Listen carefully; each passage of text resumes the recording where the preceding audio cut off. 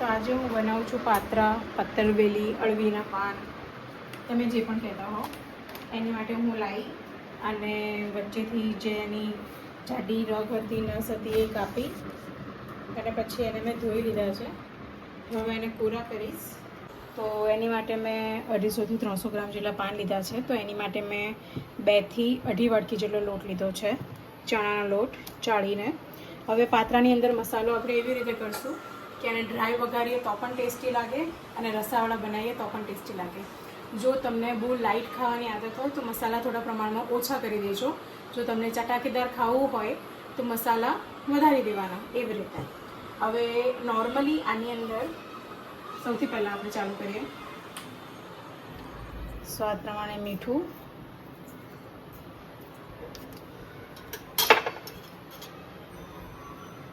અડધી ચમચી જેટલી હળદર નાખી છે, અડધાની અડધી ચમચી જેટલી હિંગ, 1 ચમચી જેટલો અજમો, 1 ચમચી જેટલા તલ, અડધી ચમચી વરિયાળીનો પાવડર છે, 1 ચમચી ધાણા મેં અધકચરા ખાંડી લીધા છે.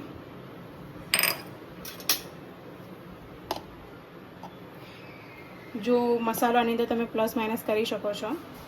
મેં અડધીથી 1 ચમચી જેટલો ગરમ મસાલો લીધો છે, 1 ચમચી જેટલો ધાણા જીરું લીધું છે.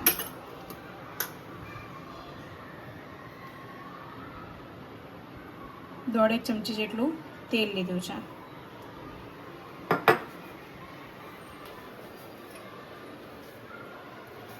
આ આદુ, મરચાં અને લસણની પેસ્ટ છે. તીખાશ પ્રમાણે તમે લઈ શકો. હું 1 ચમચી જેટલી લઉં છું. આ છે એ ગોળ અને આંબલીને મેં પલાળી અને એનો પલ્પ કાઢી લીધો હતો અને ગાળી લીધું હતું, એ પાણી છે. હવે આની અંદર એવું છે કે હું રસાવાળા બનાવું ને તો હું આ પાણી નાખું છું. એટલે હું અત્યારે એટલા માટે નાખું છું કેમ કે કદાચ ડ્રાય વઘારવા હોય તો પણ ચાલે અને રસાવાળા વઘારવા હોય તો પણ ચાલે. જો તમને આંબલી અને ગોળ સ્કીપ કરવું હોય તો એની જગ્યાએ તમે ખાંડ અને લીંબુ પણ લઈ શકો છો.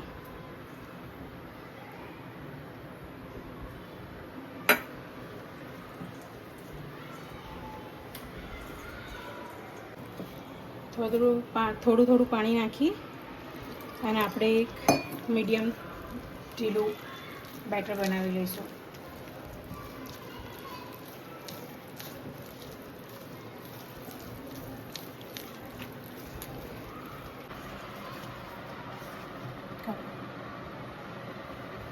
તો હું હંમેશા જ્યારે પણ પાન લાવું ત્યારે એને કાપીને, ધોઈને, સાફ કરીને એને 3 ભાગમાં ડિવાઈડ કરી લઉં. લાઈક જેટલા બી પાનોને ઇક્વલ 3 પાર્ટમાં ડિવાઈડ કરી લઉં કે સૌથી મતલબ હરેક સાઇઝના પાન હરેક પાર્ટમાં હોય, મોટું, નાનું, મીડિયમ, એ રીતે. તો આપણે સરખી રીતે વાટાઈને વાળી શકીએ. તો આપણે પહેલાં પાનથી ચાલુ કરીએ. સૌથી મોટું પાન નીચે લેવાનું છે અને આ સાઈડ ઉપરની રાખવાની છે અને આ સાઈડ નીચેની સાઈડ રાખવાની છે. તો બેટર લગાવી લો. તમને જેવી રીતે પસંદ હોય એવી રીતે તમે લગાવી શકો છો. અમુક લોકોને ચણાનો લોટ વધારે અને થોડા જાડા પાત્રા પસંદ હોય, અમુક લોકોને ચણાનો લોટ ઓછો અને થોડા પતલા પાત્રા પસંદ હોય, એવી રીતનું. તો અમે ચણાનો લોટ બહુ ઓછો માપમાં લગાવીએ છીએ. વધારે ચણાના લોટનો ટેસ્ટ આવે એ ધ્રુવને પસંદ નથી, તો એટલા માટે હું આવી રીતે પતલું લેયર લગાવું છું. તમે કોઈ પણ થાળી ઉપર, પાટલી ઉપર, લાકડાના પેડ ઉપર કે ડાયરેક્ટ કિચન ઉપર બી આને લગાવી શકો છો. ફર્સ્ટ પાન જેવી રીતે લગાવ્યું એના ઓપોઝિટ સાઈડમાં આવી રીતે પાન લગાવવાનું છે. બધાની રીત અલગ અલગ હોય છે. હું આવી રીતે કરું છું.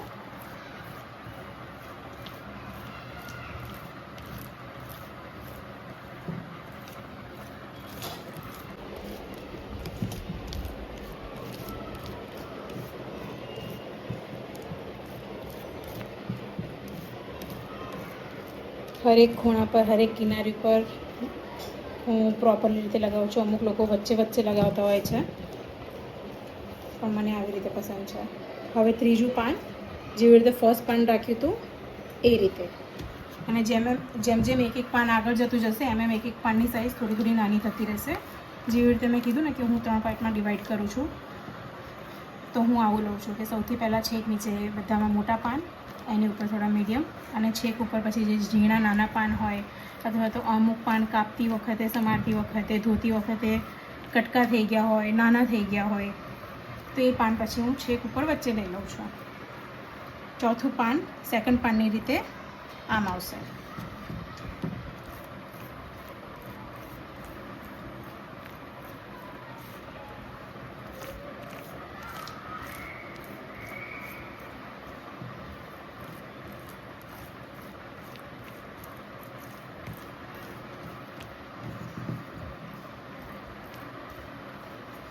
અને પાંચમું પાન આવી રીતે.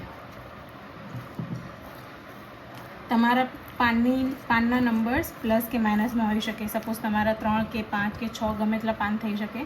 એવું જરૂરી નથી કે જેવી રીતે મારે 5 પાન થયા તો એવી રીતે જ થાય. જો ઓછા પાન આવે તો ઓછા પાન, જો વધારે પાન આવે તો વધારે પાન, જેવી રીતે ટોટલ હોય એવી રીતે. હવે આ બધા જ પાન ગોઠવાઈ ગયા છે. હવે આને અહીંયાથી આવી રીતે ફોલ્ડ કરું.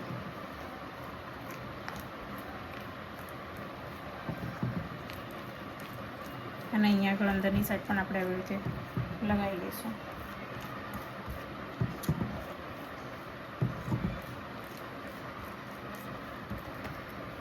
હવે એક ફોલ્ડ આમ થશે અને આ બાજુથી આમ.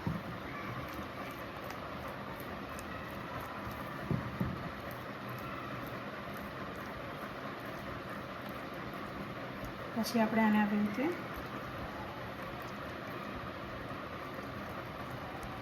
ટાઈટ ફોલ્ડ કરી દઈશું. જો તમારે આવી રીતે ટાઈટ ફોલ્ડ ના રહે તો તમે આની ઉપર દોરો પણ બાંધી શકો છો, જે આપણે કોકડીનો દોરો હોય. પણ મને ટૂથ સ્ટિક બી ભરાવાય, પણ મને આવી રીતે મારા પાન ટાઈટ રહે છે એટલા માટે આવી રીતે.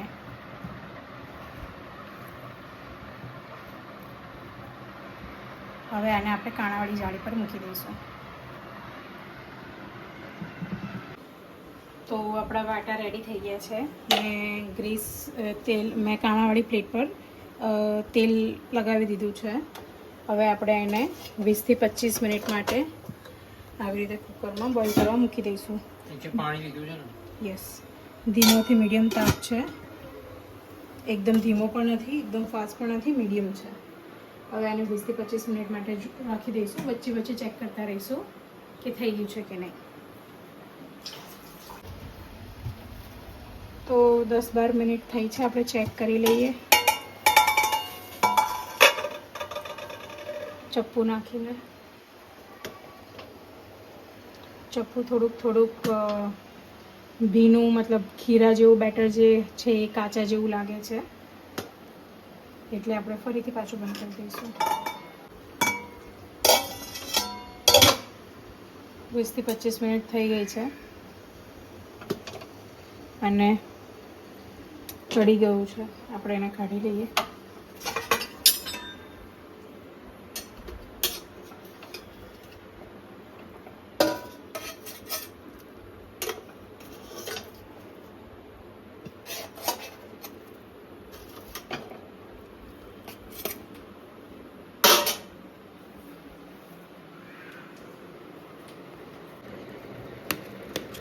હવે હું આને કટ કરી લઉં.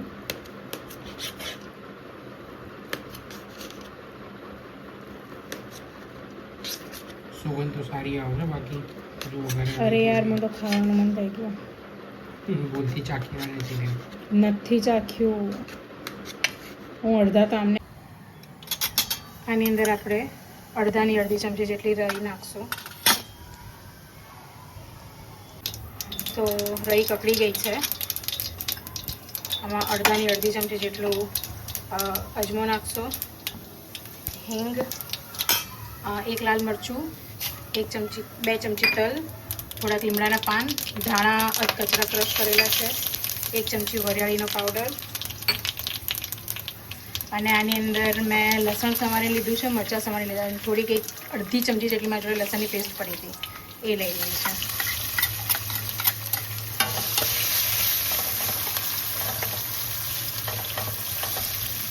મિક્સ કરી લઈએ આપણે.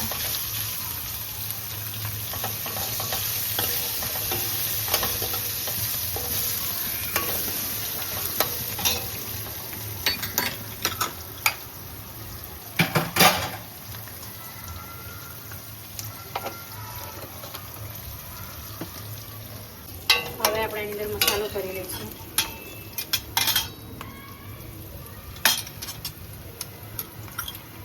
અડધી ચમચી જેટલું મરચું નાખ્યું છે, અડધાની અડધી ચમચી જેટલી હળદર, અડધાની અડધી ચમચી જેટલું ધાણા જીરું,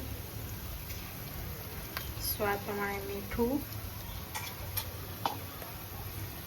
અડધી ચમચી જેટલો ગરમ મસાલો, અને આ છે આમલી અને ગોળનો પલ્પ. મેં પલાળી નાખ્યું હતું, પછી એનો પલ્પ કાઢી અને એને ગાળી લીધું છે.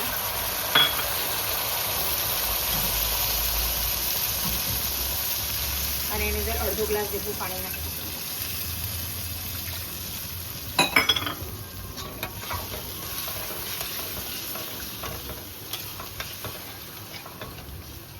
હવે આને એક ઉભરો આવે ઉકળે ત્યાં સુધી આપણે એને ચડવા દઈશું.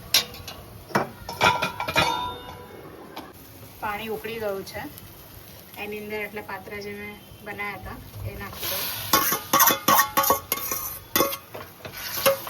અને મિક્સ કરી દઈશું.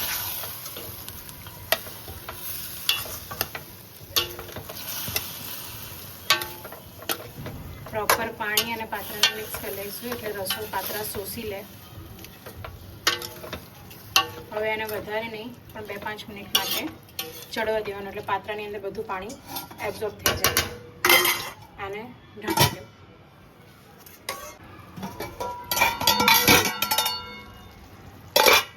આપણા પાત્રા થઈ ગયા છે, રસાવાળા પાત્રા રેડી છે. તમને અંદર રસો જોઈએ તો પ્લસ માઇનસ તમે કરી શકો. અમને આટલો જોઈતો હતો એટલે અમે આવી રીતે કર્યું છે. હવે એને કોથમીરથી ગાર્નિશ કરવાનું છે. કોથમીર મારી 4 દિવસથી ફ્રીજમાં હતી એને બગડી ગઈ, તો અત્યારે મારી પાસે કોથમીર નથી. તો ફાઇનલ સ્ટેપ કોથમીરથી ગાર્નિશ કરીને આપણો પાત્રા રેડી છે.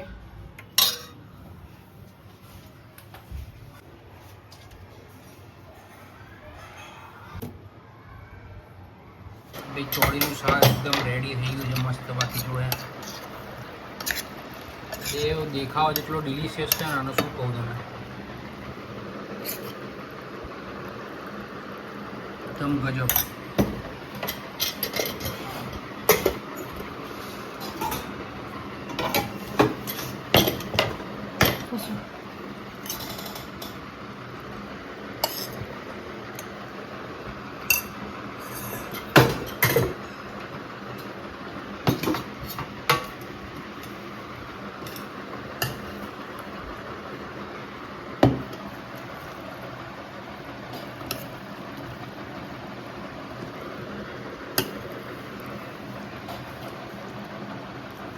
બસ બસ બસ બહુ કાઢી દીધા.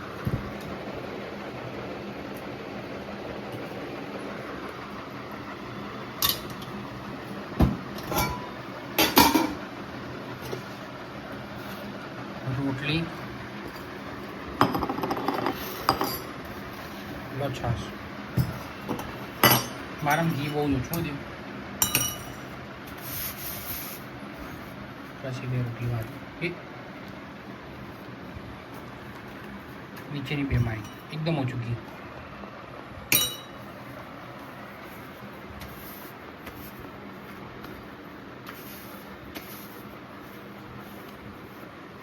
Okay, now you test.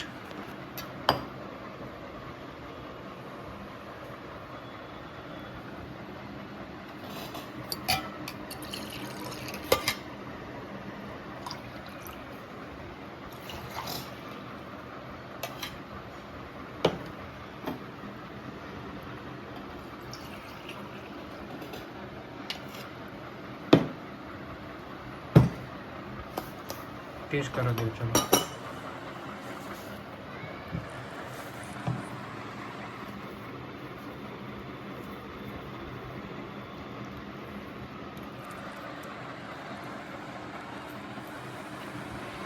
કેવું ગજબ ને.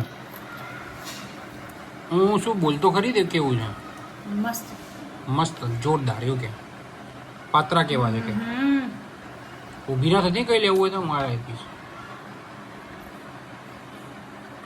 સુપર સરસ. લો ખાઈ લો ત્યારે.